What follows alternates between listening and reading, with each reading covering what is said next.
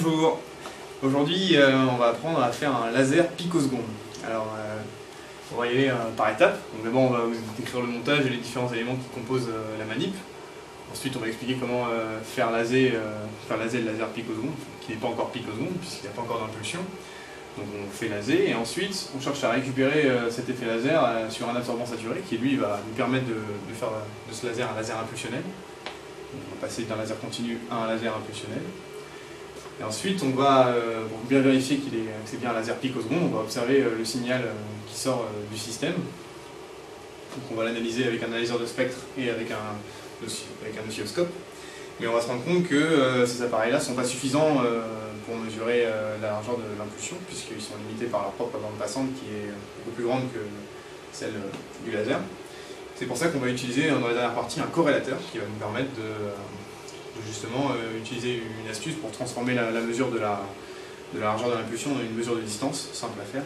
Et on pourra bien vérifier à la fin que le laser a bien une impulsion qui fait 1,7 picosecondes de durée.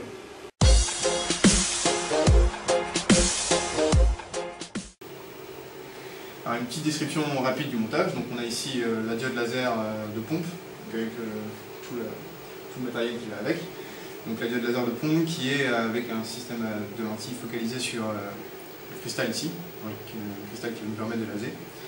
Et suite par une succession de miroirs, on va arriver sur une photodiode de sortie qui est ici. Dans une première partie, en fait, on va, à l'aide de ce miroir, réduire la qualité à ça, enfin ça plutôt, puisqu'on utilise la phase de sortie du cristal comme premier miroir. Et donc ça va laser ici, avec ce miroir-là. Et donc on va faire bien régler ce miroir par autocollimation pour obtenir l'effet laser à la fin, et par réglage on va avoir une tâche bien circulaire qui nous permettra de bien faire la suite, parce qu'il faut une bonne forme de laser, donc un bon mode, un laser bien monomode et bien continu pour pouvoir passer à la suite.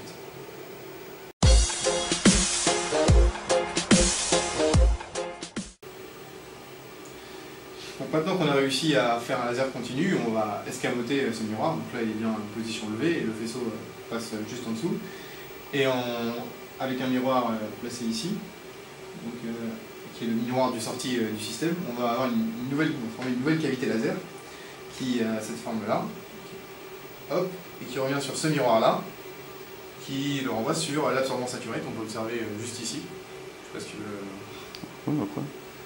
Et donc avec ce système-là, on arrive par itération, en manipulant bien, à retrouver, à récupérer le laser qu'on avait avant, mais cette fois il est devenu impulsionnel grâce à l'absorbant saturé. On peut voir là sur la télé qu'on a un bon point laser, donc avec la caméra je pointe le miroir de sortie, donc si je coupe avec ma main, hop, ça lasse plus, ça lasse plus. Et donc là on a réussi la manip, et on va pouvoir maintenant observer les signaux sur la photodiode de sortie qui est au bout.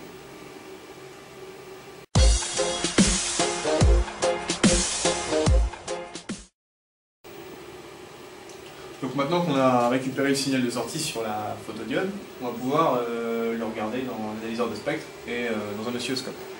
Donc à l'analyseur de spectre, on observe ici différents pics qui sont en fait espacés de C sur 2L et qui correspondent au battement synchrone des différents modes entre eux. Donc pour être plus clair, donc notre laser, comme il a été bien conçu et bien réalisé, on n'a que dedans normalement des modes TEM00.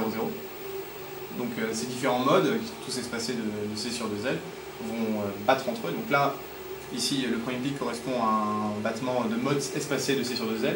Le deuxième pic a des battements entre modes qui sont espacés de 2 fois C sur 2L, ici 3 fois C sur 2L, etc. C'est pour ça qu'on a un espacement bien régulier. On peut voir que ces pics correspondent au laser. Si je mets ma main, les pics disparaissent. Et voilà.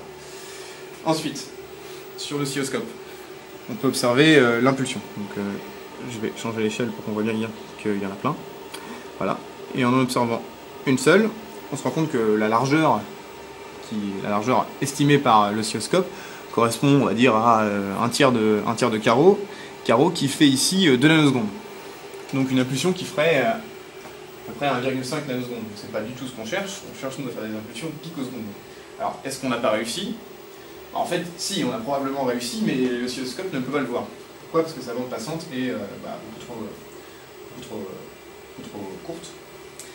Et donc on est limité ici par à la fois la bande passante de la photodiode et la bande passante de l'oscilloscope.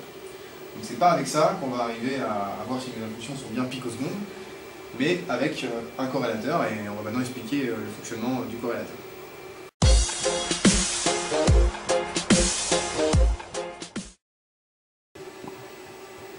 Donc le fonctionnement du corrélateur, on arrive dans le corrélateur donc avec une lame lambda sur 2 qui va séparer notre émission laser en deux polarisations différentes. Deux polarisations envoyées sur un cube séparateur de polarisation qui va les envoyer dans deux branches différentes. Ces deux branches sont composées chacune d'une lame lambda sur 4 et deux coins de cube. Donc comme expliqué dans le poly, en fait, les lames lambda sur 4 servant à aller et retour, on va faire tourner la polarisation de 90 degrés à chaque fois et on va récupérer à la sortie deux faisceaux polarisés dans deux directions orthogonales, envoyés donc sur notre cristal. Donc le cristal aux propriétés magiques qui sont la propriété est de multiplier les polarisations orthogonales, envoyées donc sur ces axes rapides et lents. Donc multiplier ces polarisations, ça va nous permettre en fait de faire la corrélation du signal. Donc en voyant le signal dans deux branches, on va en fait avoir deux fois le signal, et en jouant sur une des branches, en jouant sur le retard d'une des branches, translatant le point de cube, on va en fait faire varier le paramètre de la fonction d'autocorrélation, et donc l'obtenir intégralement.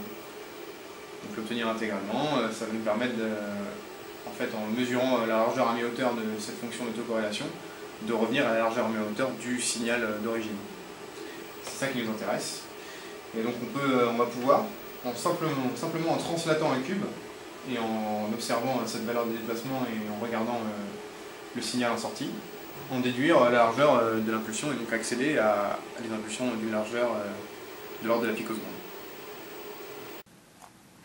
Bon, maintenant pour illustrer ce que vient de dire Paul et pour finir la vidéo, je vais faire un rapide calcul et je vais vous montrer qu'à partir de la fonction d'autocorrélation qu'on vient d'obtenir, on peut obtenir la durée de l'impulsion du laser.